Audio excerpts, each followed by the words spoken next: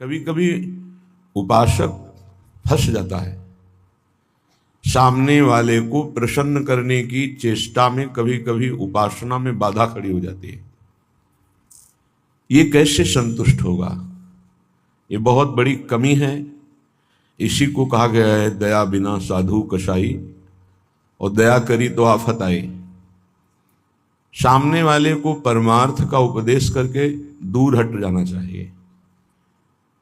वो पकड़े परमार्थ को तब तो उसको निकाला जा सकता है, और यदि कहीं कि इसको संतुष्ट करके निकाला जाए तो वो कभी संतुष्ट नहीं हो सकता। ऐसी नीच वृत्ति होती। जितना आप उसको निकालने की चेष्टा करेंगे उतना ही वो आपको दलदल में धंसाता जाएगा। ये प्रकृति का सिद्धांत है। इसलिए उपासक को निरपेक्ष रहना चाहिए, किसी की अपेक्षा नहीं रखनी चाहिए। ये अनुभूत बात कह रहे हैं। जो संतों से अनुभूत है वही हृदय में अनुभव में आता है।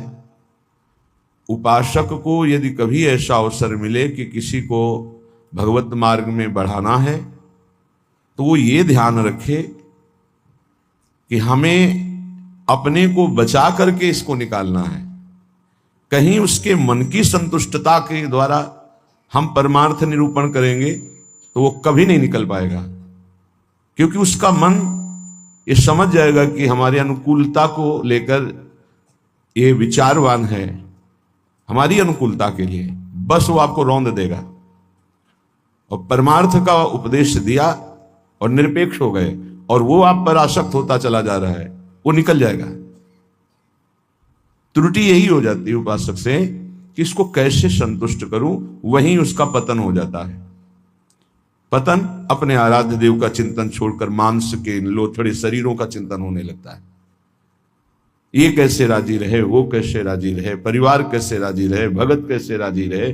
निकले थे हरि को राजी करने के लिए और हो गया प्रपंच को राजी करना। ये बहुत सूक्ष्म बात है। ये शास्त्र सम्मत और हृदय सम्मत बात है, दोनों की अनुभूति। यदि भगवत मार्ग में आगे बढ़ना है तो किसी को संतुष्ट करने का भाव खत्म कर दे। शास्त्र सम्मत उपदेश है, पकड़ना है पकड़ो, नहीं पकड़ना है तो डूबो। तभी आप परमानंद का अनुभव कर सकते हैं, नहीं तो आपको फंसा लिया जाएगा। ये सूत्र उड़िया बाबा का है, दया बिना साधु कसाई और दया करी तो आफत आई। बीच में समझो, दया नहीं तो साधु कैसा, और दया की तो फंस गए। तो कौन सी दया आपका परम कल्याण में सहयोग कर सकती है? जो याद को ना नष्ट कर पावे। दया का उल्टा है याद। जो भगवत स्मृति में बाधा पहुंचा दे, ऐसी दया में आग लगे। भगवत स्मृति युक्त प्रियता प्रभु के चरणों में और दया जड़ चैतन्य में, तब तो निकल जाओगे।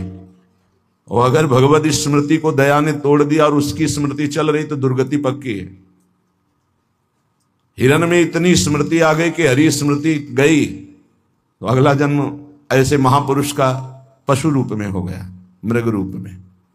तो बहुत सावधानी का ये परमार्थ मार्ग है। कभी कभी दया में चूक हो जाती है।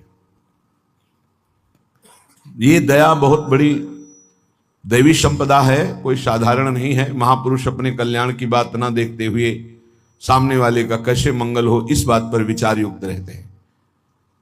पर साधक को बहुत सावधान रहना चाहिए। इस दया रूपी सद्गुण से बचना चाहिए। ध्यान से इसको पकड़ लीजिए। दया रूपी सद्गुण से बचना चाहिए जब तक भगवत प्राप्ति ना हो जाए। दूर से दया का भाव, दूर से हृदय में कहीं इसका भाव प्रवेश हो गया कि इस पर दया करनी है, हम बड़े दयालु हैं, तो फंसा फंसाया है।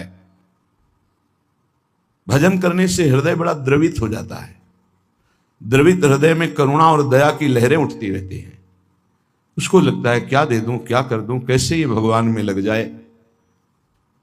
अच्छी बात है, पर व्यवहार में ये तुम्हारी बात कोई जान गया कि तुम इतने दयालु हो तो दुरुपयोग कर देगा। तुम्हारी इस दया का दुरुपयोग हो जाएगा। बहुत अच्छे से इसको समझ के बोल रहे हैं। इसलिए चाहे गृहस्थ हो चाहे विरक्त हो, यदि भगवत प्राप्ति करनी है तो दया रूपी सद्गुण को हृदय में दबा दो। बाहर से निरपेक्ष और उदासीन रहो। जब कभी भगवान ऐसी सामर्थ्य दे तो निरपेक्ष होकर के उससे कोई आसक्ति न रखते हुए उपदेश कर दिया और दूरी बनाए। नजदीकी बनाया तो फंसे, ये ऐसे है प्रपंची, नजदीकी बनाया तो फंसे, और फंसे तो तुम्हारी निंदा ये करेंगे, तुम्हारे ही विपरीत चलेंगे। बहुत सावधान। जैसे डूबने वाले को बचाने वाला जाए और चतुर तैराक ना हो, चतुर इसलिए कि अपने को बचा ले, तैराक इसलिए कि उसको भी निकाल ले, तो डूबने वाला पहला काम करता है बचाने वाले को डुबोता है और ऊपर उठ के सांस लेना चाहता है। बस ऐसे ही बहुत समुद्र में, प्रपंच में कामी क्रोधी लोभी ऐसे जो जन डूबे हुए हैं, साधु का कर्तव्य है उनको निकालना, पर परम प्रवीणता पूर्वक अपने को बचाते हुए, नहीं तो पक्का डूब जाएगा, पक्का। अनुभव की बात है, संतों की जो बातें होती है छाती की बातें होती, पढ़ी लिखी बातों में उतना प्रभाव नहीं पड़ता जितना हृदय की अनुभूत बातों पर पड़ता है। फिर अनुभव होगा कि बड़ा इष्ट कठोर है, वो हमारी रक्षा नहीं की, हमको बचाया नहीं, हम संकट में फंस गए। तो इष्ट शास्त्रों में संतों के रूप में, गुरुदेव के रूप में उपदेश करते हैं। निरपेक्षम मुनिम शांतम निर्वैरम समदर्शनम। कहां यहां ऐसा लिखा है कि तुम ऐसी दया करो कि उसी का चिंतन करने लगो, उसी के गले लग जाओ, उसी को अपना मान लो? कहां लिखा है? निरपेक्षम, किसी की अपेक्षा नहीं। हम उपदेश कर रहे हैं, उसको पकड़ो तो आओ, जैसे हम चाहें वैसे चलो तो आओ, नहीं तो जाओ।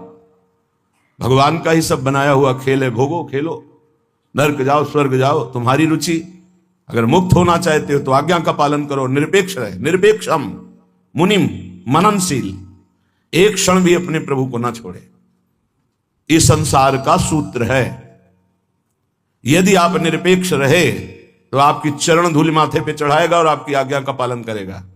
और यदि आपने दुलार कर दिया, उसको अपेक्षा कि ये भगवान को प्राप्त हो, ऐसी चेष्टा करके दुलार कर दिया, तो वो तुम्हारी बात को रौंद देगा।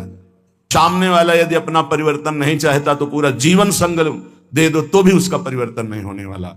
अगर परिवर्तन चाहता है तो दूर से एक शब्द सुनकर उसका परिवर्तन हो जाएगा। साधु बहुत सावधान।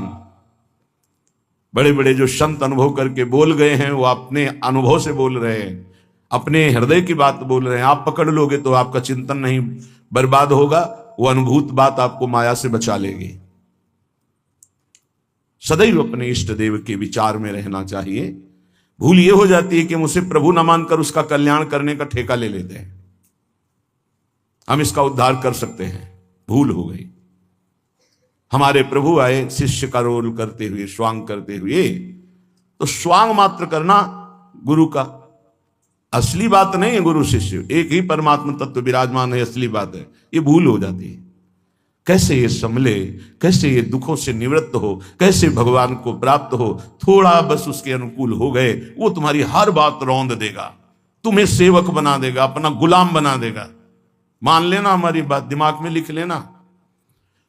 एक साधारण विषयी आदमी तुम्हें अपना गुलाम बना सकता है। कैसे? उसकी अनुकूलता को यदि तुमने परोसा, बस वो तुम्हारी आज्ञा का उल्लंघन कर देगा। ऐसे सात्विक जन बहुत कम होते हैं जो ये बात सोचे कि ये किसी की तरफ देखते नहीं, किसी से बोलते नहीं। इन्होंने हमारी तरफ देखा, हमसे बोले, बात किया, अहो भाग्य। यह हम अपने अनुभव की बात और संतों के अनुभव की बात करते हैं जो माया मुक्त है। किसी को उपदेश देकर निरपेक्ष हो जाना, यही उसके कल्याण का स्वरूप है। उसको दुलार करना अपने और उसके दोनों के पतन का रास्ता है पक्का। संसार में कहीं कोई भी यदि भगवत मार्ग में चलना चाहता है तो वो शब्द पकड़कर निकल जाएगा माया से।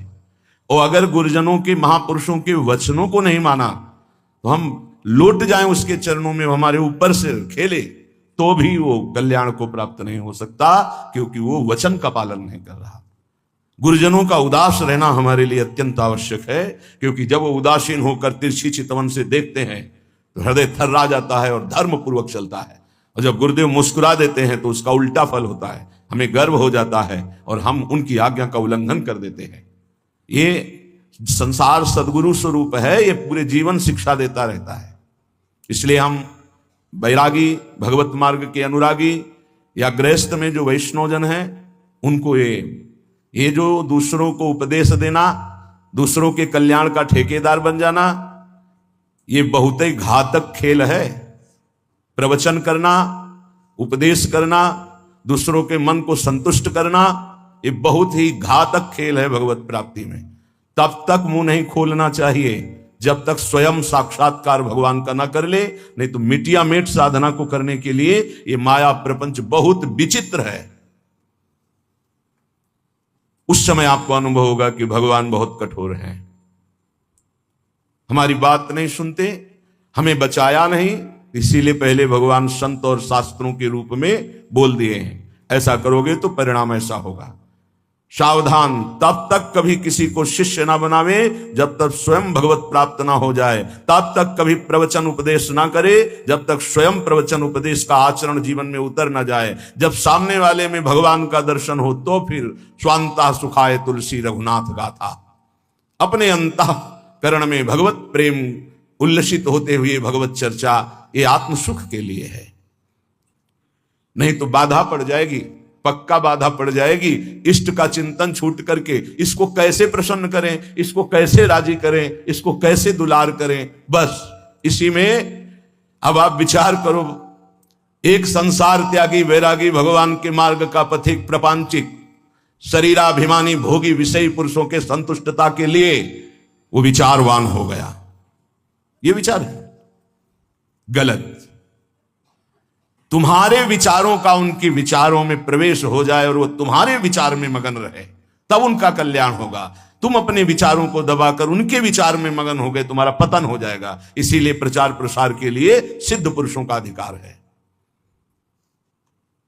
श्री वृंदावन दास जी महाराज विचारत ऐसे ही दिन जात, रात दिन इसी विचार में मगन रहो।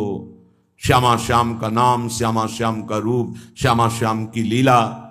कब मिली हो ब्रज जीवन प्यारे, गोरे सावल गात, विचारत ऐसे ही दिन जात। उपासक का कैसे दिन जाता है, कैसे रात जाती है?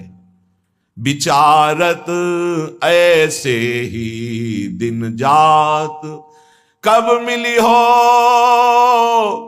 ब्रज जीवन प्यारे, कब मिली हो,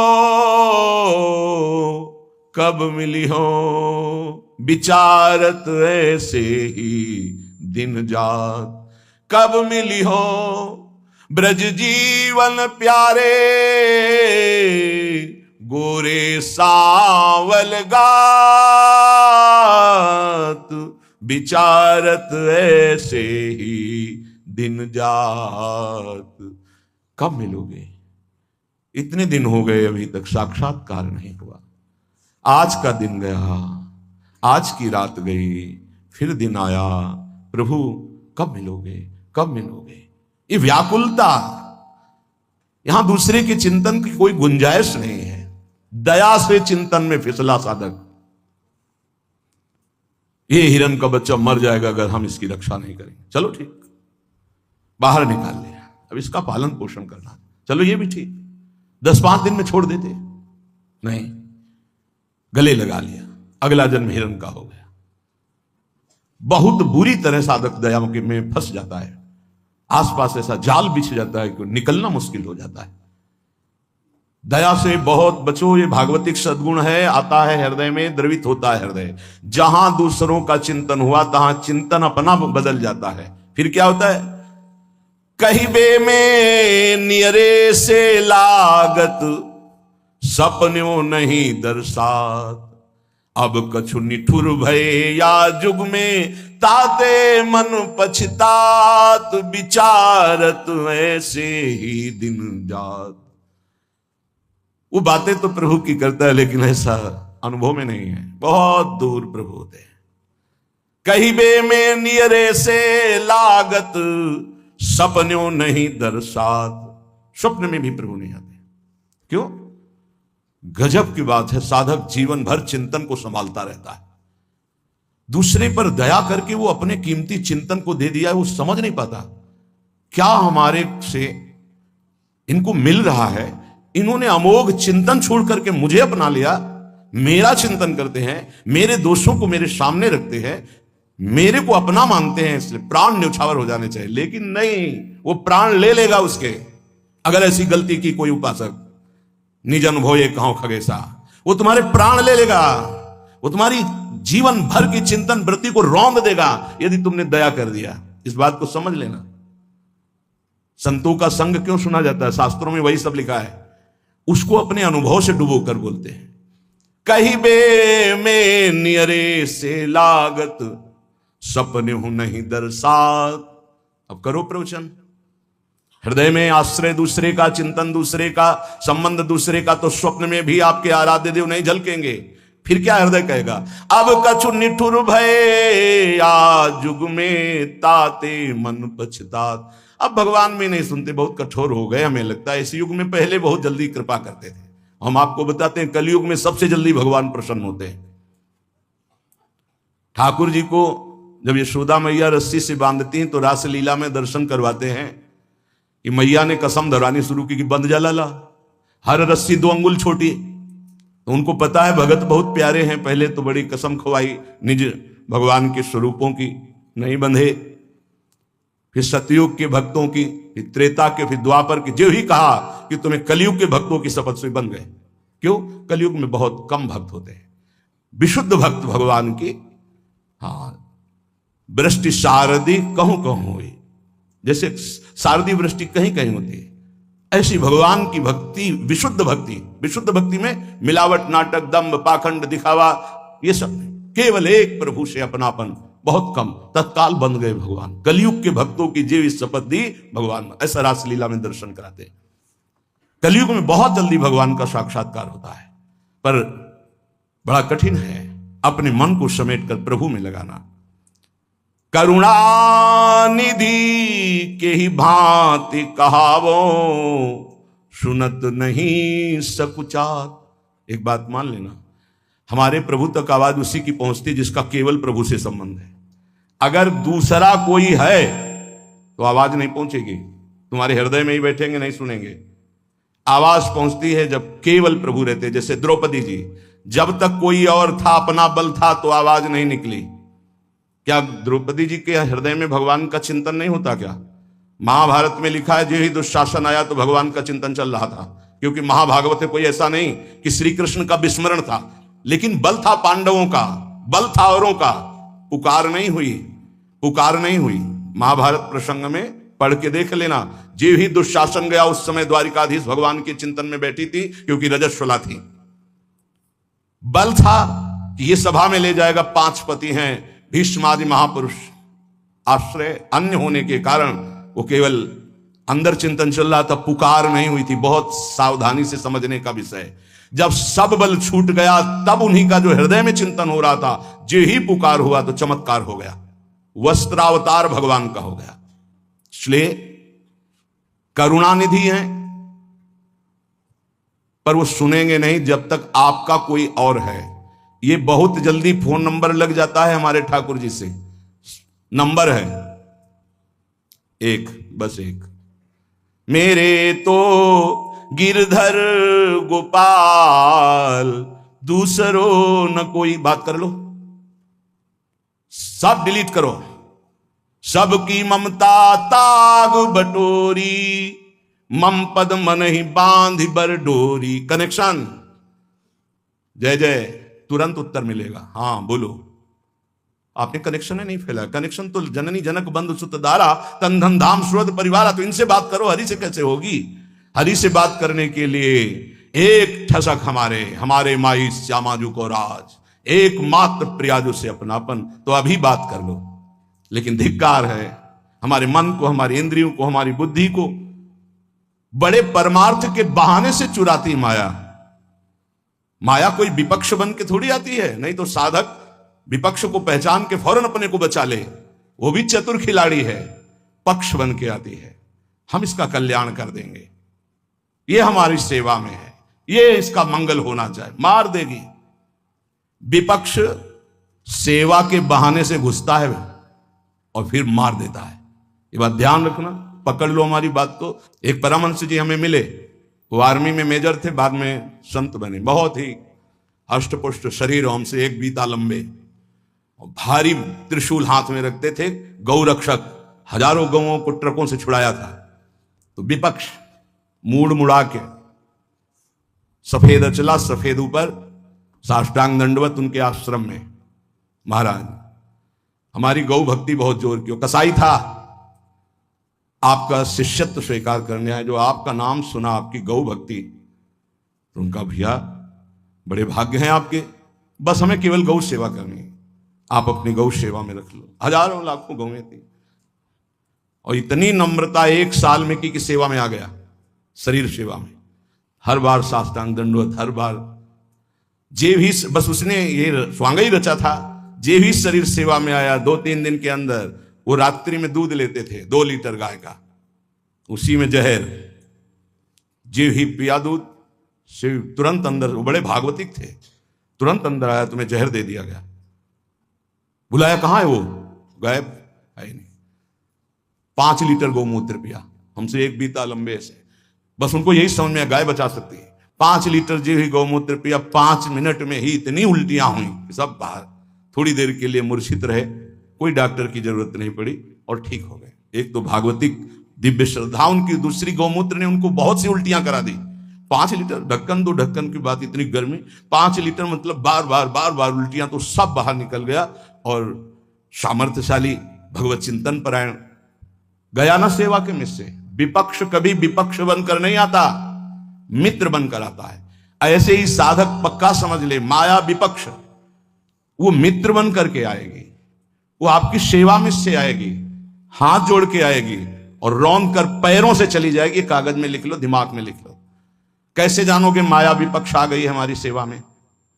जिसके संग से प्रभु का चिंतन छूटे और उसका चिंतन बनने लगे, चाहे जिस भाव से हो, चाहे दया से हो, प्यार से हो, दुलार से हो, किसी बात से हो, बस समझ लेना ये विपक्ष है, अपना पक्ष नहीं। क्योंकि जिसके संग से प्रिया प्रीतम की स्मृति निरंतर चले वो तो अपना पक्ष, और जिसके संग से प्रिया प्रीतम का स्मरण चला जाए और उसकी स्मृति आ जाए तो जाके प्रियन राम वैदेही तजिए ताहे कोटि बैरी सम जद्य परम स्नेही, परम स्नेही का रूप लेकर के आते।